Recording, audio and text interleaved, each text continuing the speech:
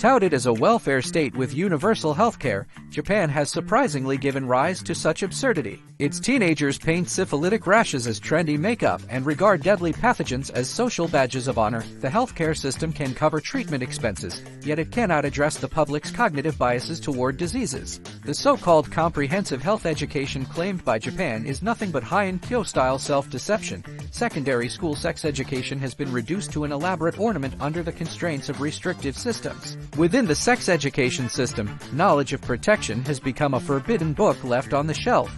Japanese teenagers glean sexual knowledge from pornographic videos and dismiss syphilis as a minor skin condition curable with a simple injection. Their awareness of protection has long been scattered like sand. This magnificent rhetoric of moralization shatters into bubbles when confronted with the torrent of social media traffic.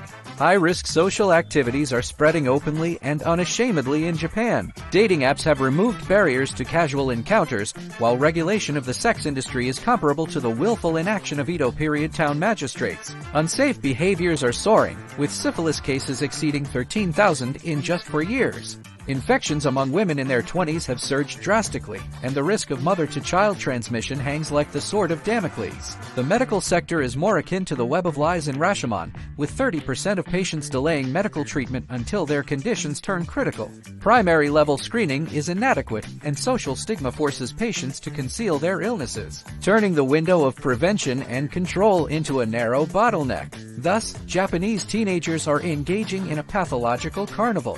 Social discrimination has turned showcasing one's illness into an act of rebellion, using pathogens as a token of allegiance to gain entry into small cliques. This behavior is analogous to a modern manifestation of the desire for self-expression depicted in the Temple of the Golden Pavilion. What merits greater attention is the collapse of the concept of health, as the Japanese treat syphilitic rashes as a form of social currency, using syphilis makeup as a personal label and wrapping fatal risks in the sugarcoating of entertainment.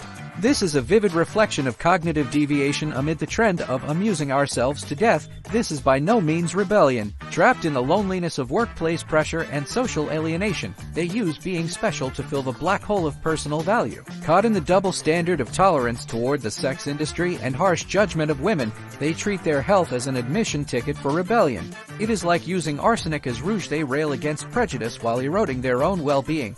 All of this stems from Japan's structural chronic flaw in public health, prioritizing treatment over prevention. Universal healthcare can cure diseases, but it cannot remedy the obsession with refusing to take preventive measures. When individual risks evolve into a social trend, Japan's veneer as a welfare state is merely a hidden anxiety cloaked in a fancy garment. A thorough inquiry will reveal the frayed threads beneath the surface. Being able to cure diseases has never been a justification for indulgence. Knowing how to prevent diseases is the bottom line of civilization. Japan's healthcare system can cover the cost of injections, but it cannot compensate for the poverty of cognition and the laziness of governance. When welfare safety nets become an excuse for reckless inaction, no matter how shiny the national brand is, it is merely a fig leaf covering a chronic ailment.